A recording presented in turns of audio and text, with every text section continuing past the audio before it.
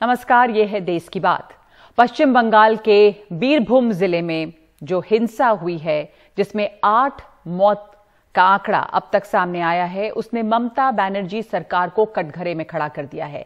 इस मामले की आज संसद तक पहुंची राज्य सरकार ने मामले की जांच के लिए एसआईटी बना दी है, लेकिन बीजेपी ममता बनर्जी के इस्तीफे की मांग कर रही है। ममता बनर्जी ने हिंसा के पीछे विपक्षी दलों का हाथ होने के संकेत दिए हैं। ममता बनर्जी ने कोलकाता के एक सरकारी कार्यक्रम में ये कहा कि हम सरकार चला रहे हैं, हम हत्या, खून खराबा और बम विस्फोट हो ऐसा क्यों चाहेंगे। इस तरह की चीज जो सत्ता में नहीं है, उनकी तरफ से सिर्फ सरकार को परेशान करने और हमें बदनाम करने के लिए किया जा रहा है। ममता ने कहा कि वो कल यानी गुरुवार को बीरभूम के रामपुर हाट का दौरा करेंगी।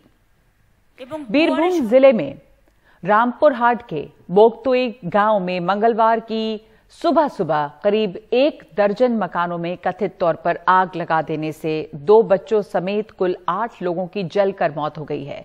और ये घटना पंचायत स्तर के नेता, टीएमसी नेता बेदू शेख के कथित हत्या के कुछ घंटों के भीतर हुई है। गुरुवार को बीजेपी सांसदों की एक टीम भी बीरभूम जाने वाली है और गुरुवार को ही ममता बनर्जी ने भी बीरभूम का दौरा करने का ऐलान किया है। इस पूरे मामले में जनहित याचिका पर सुनवाई करते हुए कोलकाता हाई कोर्ट ने रामपुर हाट इलाके में सीसीटीवी कैमरा लगाने के आदेश दिए हैं और ये भी कहा है कि दिल्ली में केंद्रीय फोरेंसिक विज्ञान प्रयोगशाला से एक टीम आगजनी की घटना की जगह से नमूने इकट्ठा करने के लिए भेजी जाएगी। और हाईकोर्ट ने अपने निर्देश में कहा है कि कोई सबूत नष्ट न होने दिया जाए।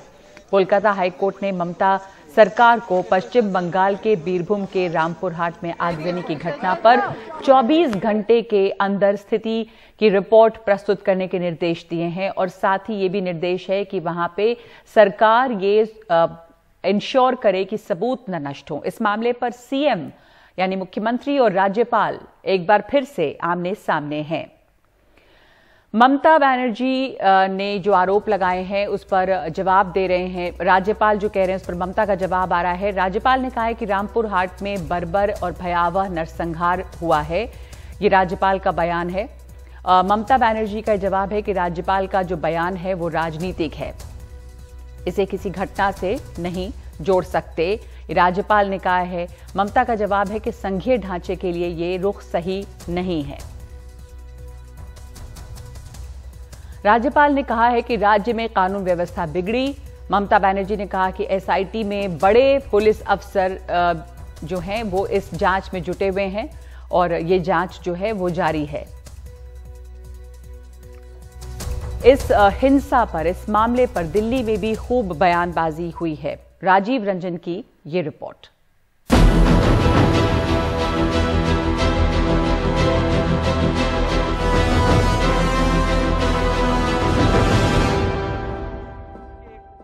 बीजेपी ने बंगाल में हुई हिंसा का मुद्दा लोकसभा में उठाया।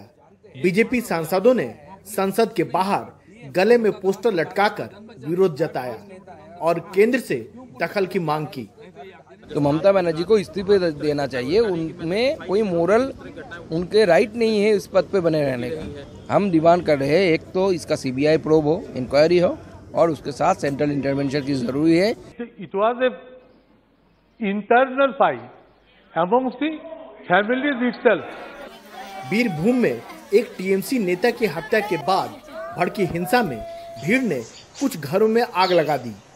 खबर है कि इस हिंसा में कम से कम 8 लोगों की मौत हो गई। राज्य सरकार ने पूरी घटना की जांच के आदेश दिए हैं।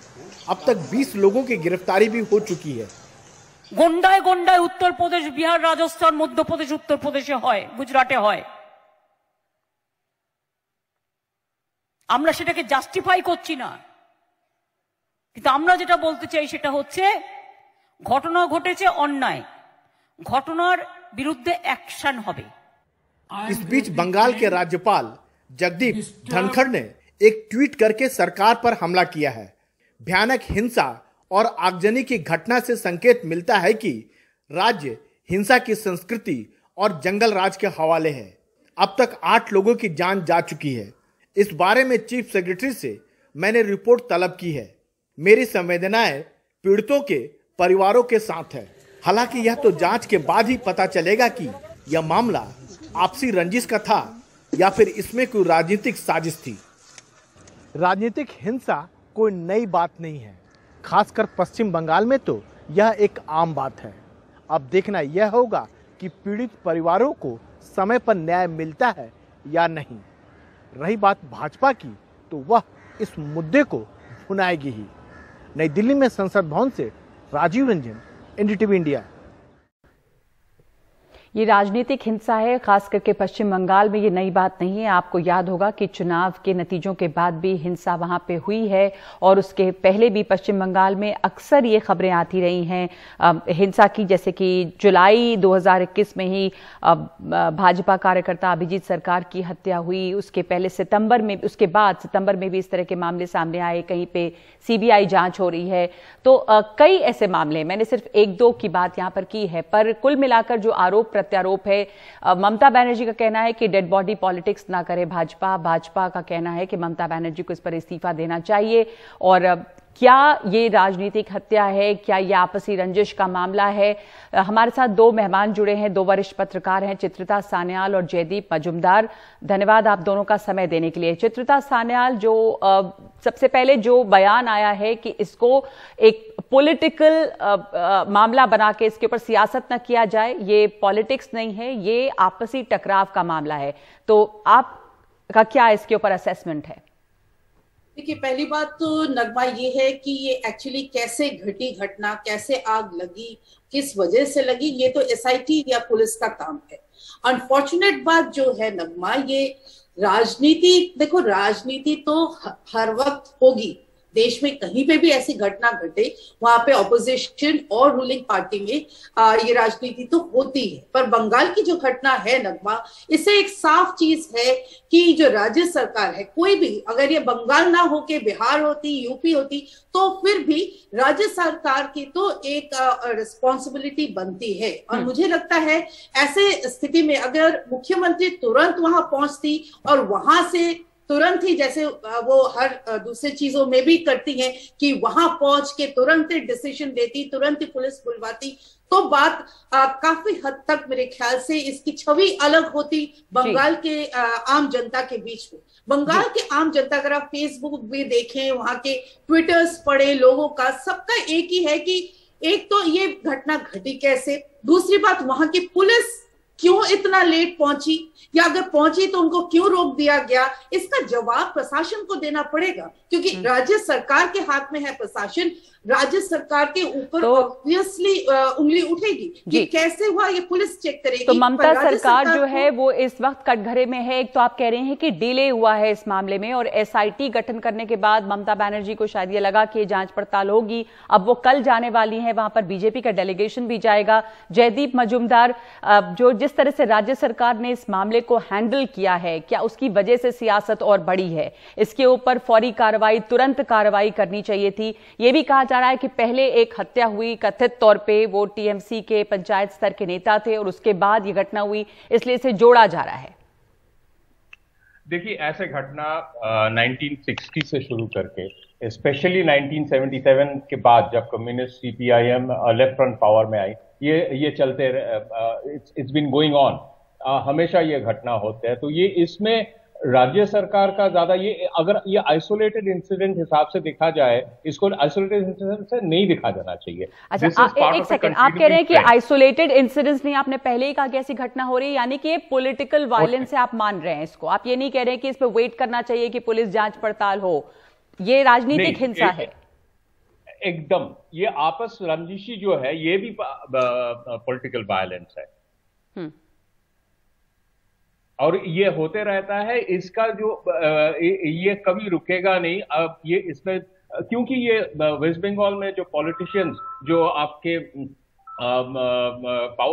लाइवलीहुड और लाइव्स जो कंट्रोल करते हैं, स्पेशली गांव इलाके में, ये जब तक रुकेगा नहीं। क्योंकि इसको मर्डर क्यों हुआ था, ये जो शेख जो है, जो डेप्यूटी प्रधान थे, हमको देखना है, हमें देखना चाहिए उसको क्यों murder, what were the reasons behind his murder. Reasons यही है कि उसके राइवल्स थे अपना पार्टी में। राइवल्स क्यों थे? क्योंकि जो लिमिटेड रिसोर्सेज है रूरल एरियाज में, उसको कंट्रोल करने के लिए राइवलरी हो रहा है। तो ये तो हम वेस्ट बंगाल में हमेशा चलते रहा है, and it's because of the political system जो कम्युनिस्ट लोगों ने लाया है, ये तृणमूल अभी भी कंटिन्यू कर रहा है और ये रोकने वाला नहीं है।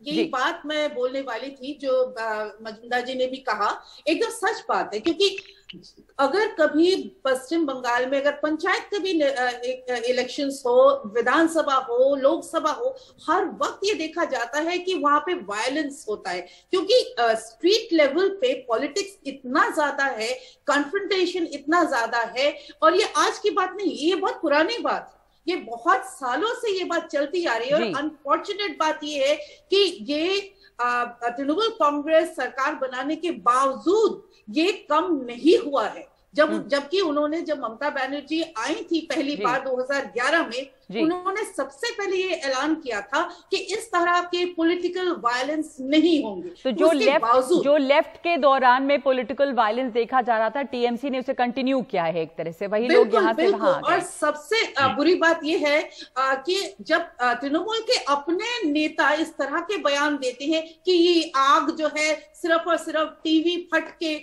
आग लगी है, और मतलब इस तरह के बयान से रूलिंग पार्टी को पीछे हटना चाहिए। क्योंकि आम जनता जो है, उनका जो एक कॉन्फिडेंस लेवल जो एक सरकार के ऊपर होना चाहिए, वो कहीं ना कहीं वो घट रहा है। ये वजह है। जी, बीजेपी बनाम टीएमसी है ये मामला। अब जयदीप मजूमदार, यहाँ पे दिल्ली में, यहाँ पे संसद में भी इसकी आज इसको लेकर हंगामा हुआ और तमाम तरह के बयान हुए, और बीजेपी का मांग है कि इस्तीफा दें ममता बनर्जी का आरोप है कि ये जो वो सरकार में है तो वो क्यों करेंगी, ये तो विपक्ष के लोग करवा रहे हैं। तो ये तमाम चीजें जो चल रही हैं, तो ये मामला सीधे सीधे फिर से बीजेपी बनाम टीएमसी वहां पर है। और इसके ऊपर अब लग रहा है कि जो लोकल लेवल पे ये हिंसा हुई है, ये केंद्र पे इसकी राजनीति केंद्र में होगी अब, क्योंकि अब गवर्नर का बयान देखिए, ममता का जवाब देखिए, वहां पे भी टकराव है। जी, और बीजेपी का काम, ऑपोजिशन पार्टी है तो बीजेपी का काम ही है ये करना, वो तो करेगा। ये ऑपोजिशन का काम ही है अपोज करना। एट द सेंट्रल लेवल भी ममता बनर्जी बहुत सारे अपोज करता है। यूक्रेन में क्या भारत सरकार कर रहा है उसको भी अपोज करती है। वो ये सब बात अगर छोड़ के हमें देखना चाहिए जो पॉलिटिकल वायलेंस क्यों होता है हमेशा वेस्ट बंगाल, क्यों ये पॉलिटिकल वायलेंस है।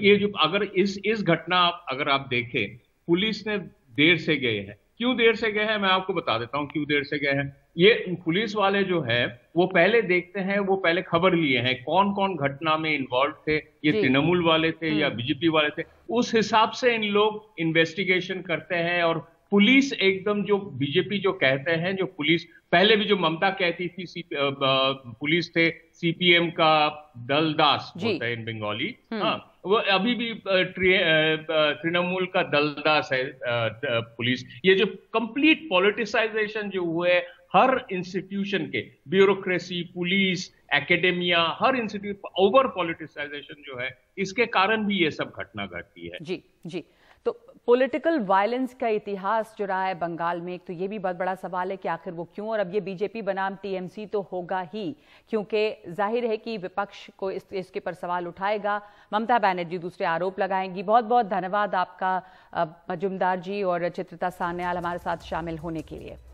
देश की बात में इस वक्त एक ब्रेक, और ब्रेक के बाद बीजेपी को केजरीवाल का चैलेंज। तो केंद्र सरकार ने ये फैसला लिया है कि दिल्ली के तीनों नगर निगमों को एक किया जाएगा, और इसके साथ साथ दिल्ली एमसीडी के चुनाव भी टल गए हैं। इस फैसले से आम आदमी पार्टी बेहद नाराज है। मुख्यमंत्री केजरीवाल तो ऐसा भड़के हुए हैं कि बीजेपी को चुनौती दे दी है कि अगर अभी चुनाव हुए और बीजेपी जीती तो वो राजनीति छोड़ देंगे। दिल्ली में नगर निगम के चुनाव रुके हुए हैं क्योंकि केंद्र सरकार दिल्ली की 3 नगर निगम, उत्तरी, दक्षिणी और पूर्वी दिल्ली नगर निगम को एक करने जा रही है, और इसी बात को लेकर आम आदमी पार्टी और बीजेपी में युद्ध चल रहा है। आज ये वाक युद्ध एक नए स्तर पर तब पहुंच गया जब दिल्ली के मुख्यमंत्री अरविंद केजरीवाल ने बीजेपी को चैलेंज करते हुए कहा कि बीजेपी में हिम्मत है तो वो समय पर एमसीडी चुनाव करवाकर और जीत कर दिखा दे। अगर बीजेपी ये चुनाव जीत गई तो हम राजनीति छोड़ देंगे। भारतीय जनता पार्टी कहती है हम दुनिया की सबसे बड़ी पार्टी हैं। अरे सबसे बड़ी पार्टी और दिल्ली की एक छोटी सी पार्टी से घबरा गए तुम?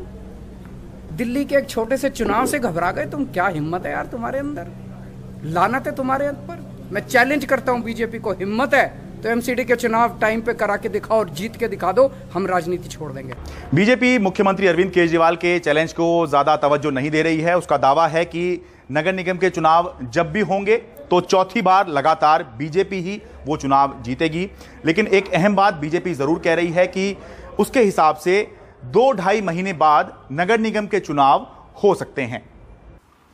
देखिए, अरविंद केजरीवाल जी क्या कह रहे हैं, मैं उस पर अपना कोई रिएक्शन नहीं देना चाहता।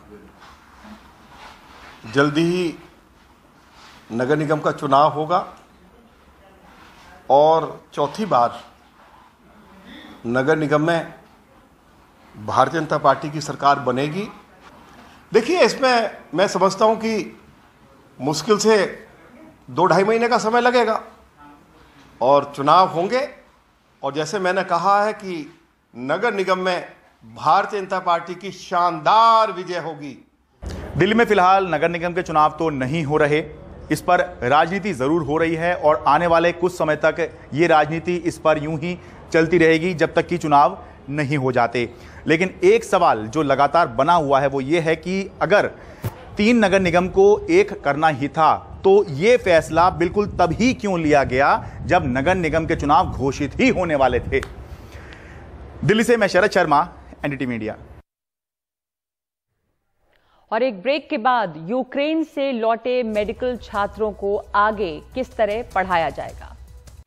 यूक्रेन और रूस की जंग के दौरान बहुत सारे भारतीय छात्र जो वहां मेडिकल पढ़ने गए थे वो लौट कर यहां आए हैं, अपने देश वापस आ तो गए हैं, लेकिन अब उनके भविष्य पे सवाल है कि वो आगे की पढ़ाई कैसे करेंगे।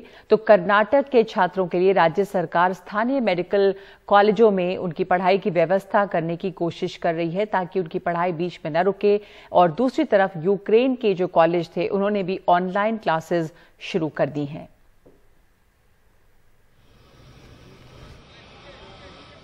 यूक्रेन से लौटे 700 छात्र स्थानीय मेडिकल कॉलेजों में अपनी पढ़ाई जारी रख सकें, इसके लिए एक समिति बनाई गई है जो रास्ता निकालेगी कि किस तरह एमबीबीएस के अलग अलग वर्ष के छात्रों को स्थानीय मेडिकल कॉलेजों का हिस्सा बनाया जा सके।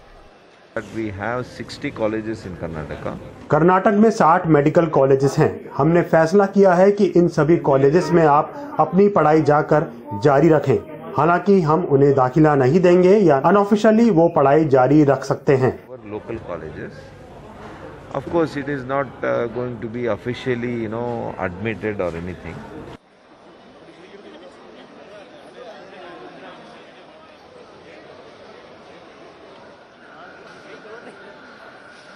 फर्स्ट ईयर स्टूडेंट हूँ और पिछले 15 दिन से हमारे ऑनलाइन क्लासेस स्टार्ट हो गए हैं। बहुत स्मूथली चल रहा है ऑनलाइन क्लासेस, जैसे ऑफलाइन यूक्रेन के कॉलेजों ने ऑनलाइन क्लास शुरू कर दी है, इससे छात्र भी खुश है। तो स्मूथली चल रहा है। हर रोज 4 क्लासेस होते हैं हमारे, जो 1.5 घंटे का होता है। और जब तक वॉर सिचुएशन वहाँ पर कंट्रोल में नहीं आएगा तब तक हम लोग का ऑनलाइन चलेगा। गवर्नमेंट को एक चीज देखना जरूरी है कि क्योंकि जो यूक्रेन बच्चे पढ़ने जाते हैं उनकी पूरी पढ़ाई 30 से 35 लाख में खत्म हो जाती है, लेकिन यहाँ जो पैसा लगता है वो तकरीबन 1.5 से 2 करोड़ लगता है। तो क्या गवर्नमेंट अगर कुछ सोल्यूशन निकालती भी है तो 30-35 लाख में पढ़ाएगी या 1.5 से 2 करोड़ मांगेगी? क्योंकि जो भी बच्चे यहाँ से जाते हैं वो सब मिडिल क्लास के होते हैं, उनको इतना फीस देना पॉसिबल नहीं होगा। यूक्रेन के मेडिकल कॉलेजेस ने ऑनलाइन क्लासेस की शुरुआत कर दी है, लेकिन ऑनलाइन क्लासेस प्रैक्टिकल का विकल्प नहीं हो सकते। ऐसे में देखना है कि समिति क्या सुझाव देती है। साथ ही सवाल फीस का भी है, क्योंकि कोई भी कॉलेज मुफ्त में तो छात्रों को पढ़ाएगा नहीं। ऐसे में फीस कौन देगा, छात्र या फिर राज्य सरकार?